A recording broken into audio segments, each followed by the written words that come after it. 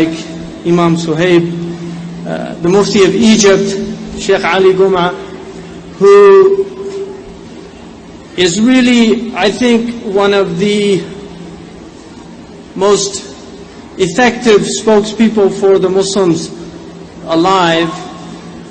And it's extremely important that we recognize the role of Al-Azhar University.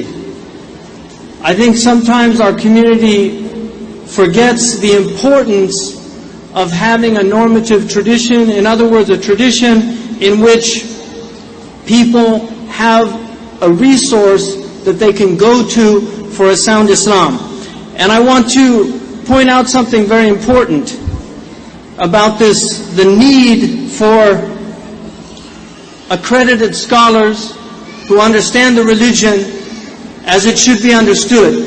Religion is probably it is the single most powerful force on the planet. Religion is more powerful than any temporal government. Governments come and go, nations come and go.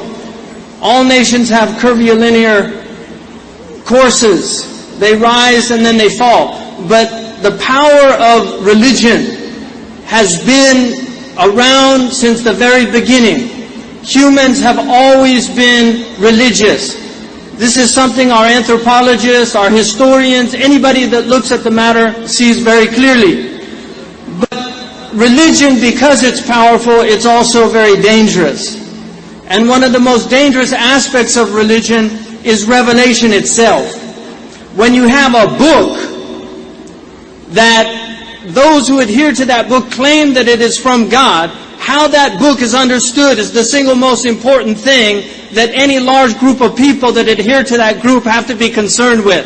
And this is why the Muslims historically, the single most important endeavor in Islamic history is the preservation of the Quran and all of the ancillary sciences that were necessary to preserve the understanding of Islam, and at center to all of those was the Arabic language. Without the Arabic language preserved the way it was preserved, we would not understand the Quran the way it should be understood.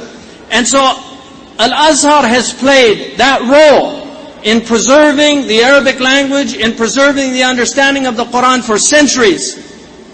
It has one of the largest student populations in the world. It has massive endowments. It also has an international body of students. When we were just recently in Al-Azhar, I was with Shaykh Abdullah bin Bayya. We met with the Shaykh Al-Azhar there, and I was overwhelmed by the contingency that came from Central Asia, the contingency from Malaysia, the contingency from Turkey. All of these different groups studying in Al-Azhar, they will go back to their communities to serve their communities. We now have Imam Suhaib Webb, and we should all congratulate him on graduating from Al-Azhar University so that Al-Azhar's knowledge is transferred to the United States of America. Without real scholarship, our religion is in danger of being taken over by mad people. And I want to read quickly an example of this from Imam Tabari. It's in his famous book, At-Tarikh. And he talks about the Khawarij when they took over a village. And I want to emphasize that the Khawarij were people that had prayer marks on their heads. Most of them memorized the Quran. They prayed all night. They fasted during the daytime. The Prophet ﷺ said, when you see them, you'll belittle your own prayer in front of their prayer. You'll belittle your own fasting when you see how much they fast. They were so charismatic that many, many thousands of people joined their groups.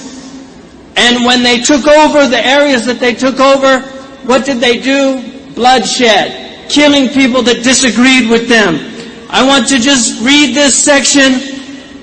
He mentions that when the Khawarij came to a village, and this was a village in Iraq, they took an old man and her daughter, who were Muslims that weren't following their version of Islam. And the woman, the young girl, started crying, and she said, "Don't kill my father, he's an old man. Inna abi musab fala taqtuluhu. Don't kill my father, he's an old man." And then she said, وَأَمَّا أَنَا فَإِنَّمَا أَنَا جَارِيَةٌ. I'm just a young girl. وَاللَّهِ مَا أَتَيْتُ فَاحِشَةً قَطْ وَلَا أَذَيْتُ جَارَ لِي. I never harmed anybody. I never did any sinful thing. And then they said, فَقَدَّمُوهَا لِيَقْتُلُوهَا. They brought her in front of them to kill her. And when she did that, she shouted, أَخَذَتْ تُنَادِي مَا ذَنْبِي مَا ذَنْبِي. What's my sin? What's my sin? And then they killed her and cut her up, and then they killed her father. Our history is filled with mad people in the name of religion who go about killing other people. This is going on in the masajid of Afghanistan, in the masajid of Pakistan, in the masajid of Iraq. We even find this type of mentality in our own country here in the United States.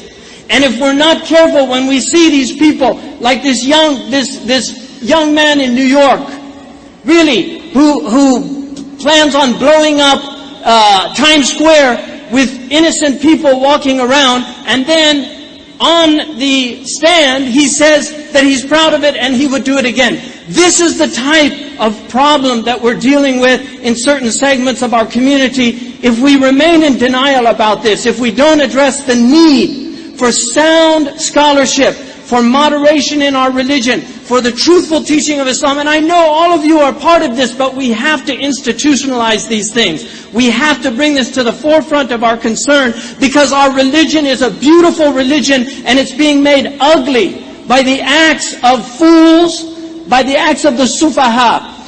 I just want to bring your attention to something that when I found this out, I was so flabbergasted. My own teacher, Shaykh Abdullah bin Bayya, had a conference in Mardin. Mardin is a city in Turkey in which Jews, Muslims, Christians all live together. There was a period of time when the Mongols had a Muslim ruler who was just a titular head, but he was ruling under Mongol rule. Ibn Taymiyyah was asked what he thought about a place where they were not applying the rules of Islam even though they were Muslims, and he wrote a famous fatwa which is called Fatwa Mardin. In this fatwa he said that this dar is murakkaba. It's a compounded dar. It's an abode that's neither abode of Islam nor an abode of war. And so he said something very interesting. According to the published editions that are in Saudi Arabia today, in many, many Muslim countries, according to the published edition, it says, فَالْمُسْلِمُونَ يُعَامَلُونَ بِمَا يَسْتَحِقُّونَ وَالْخَارِجُ عَنَ الشَّرِيعَةِ يُقَاتَلُ بِمَا يَسْتَحِقُّ. That the believers should be treated according to them being believers, and those who don't apply the Sharia, al-khariju an al-shari'ati, should be fought. يُقَاتَلُ بِمَا يَسْتَحِقُّ, according to what they deserve. Shaykh Abdullah bin Bayya, when this fatwa was read in Mardin, he said there's something wrong with that fatwa. And people got very upset. Some of the ulama that were in the gathering were upset, and they said, Shaykh, لا تغير فتوى شيخ الإسلام. Don't change the fatwa of Shaykh al-Islam. نناقش الفتوى ولا تغير الفتوى. We can discuss the fatwa, but don't change the fatwa. Shaykh Abdullah said, the wording's not right.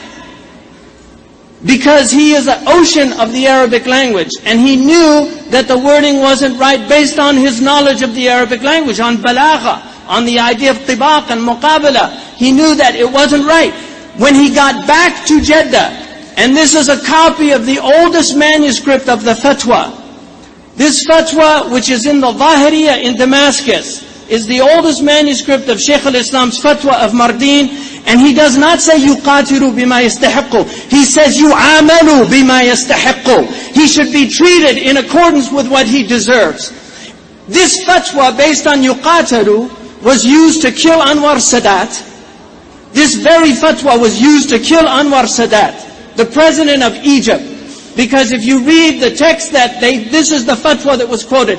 This is the fatwa that Osama bin Laden used in justifying the attacks in the United States. This is the fatwa that they've used for opposing all of the rulers in the Muslim lands because they don't implement the Sharia, and it's all based on a misprint. It's based on a misprint. This is an incredible tragedy in our community, that this is the level of scholarship has fallen to such a level that people are killed based on misprints in books. And this is why we need sound scholarship.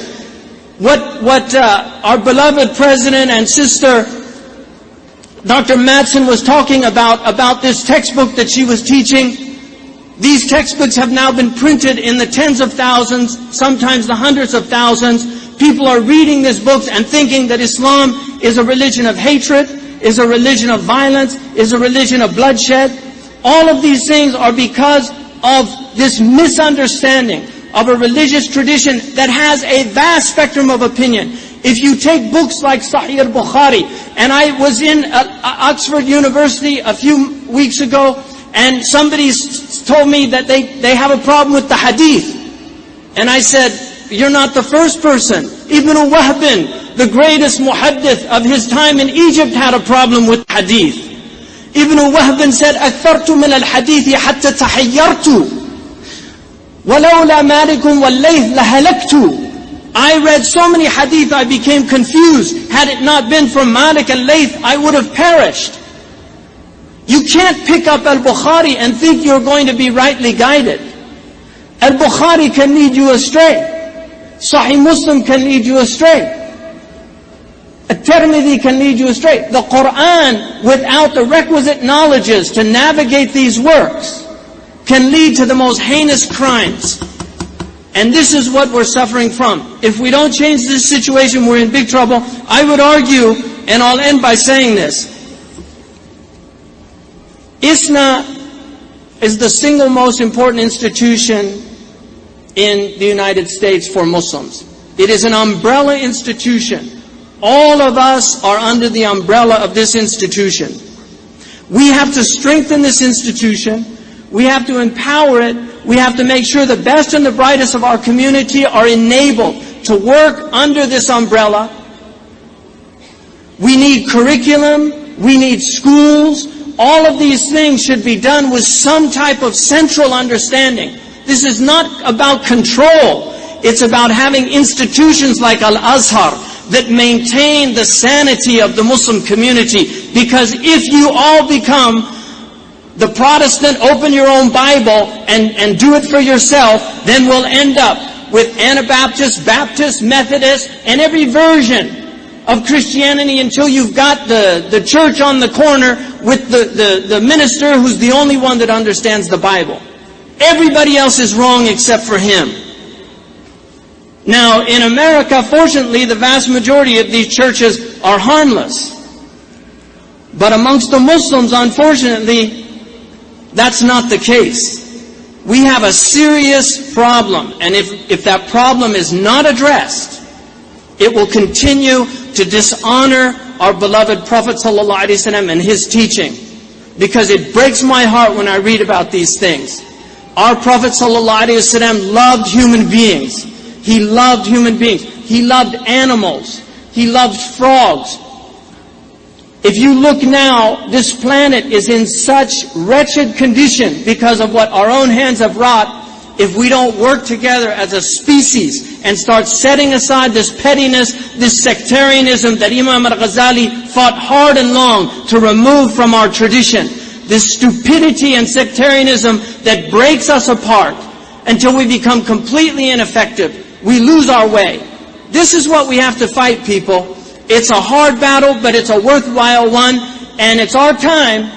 It's our time. This is our time. It's not the time of the people of the past. The people of the future aren't here right now, but we're here. We're alive. It's our time to do something. Let's do it. Let's get together. Let's honor our institutions that we have, build them, strengthen them, make them greater, and inshallah we'll see a great Islam in this country. We will see a beautiful Islam. We'll see Islamic schools where people want to send their children, just like Protestants send their children to Catholic schools because they recognize it's a superior education, even if they don't believe. Even atheists put their children in Catholic schools because of the superior education. That's where Muslim schools should be. We should have politicians that are speaking from a platform of basic humanity and dignity. We need rightly guided politicians. We should pray for the success of our politicians. These are wulatu umurina, and they have the power of the entire world in their hands. If they're not guided, if they don't do the right things, all of us suffer. The most stupid people, according to Abu Bakr al-Tartushi, are those who make dua against the politicians. He said because they make dua against themselves. Their guidance is our guidance. I really hope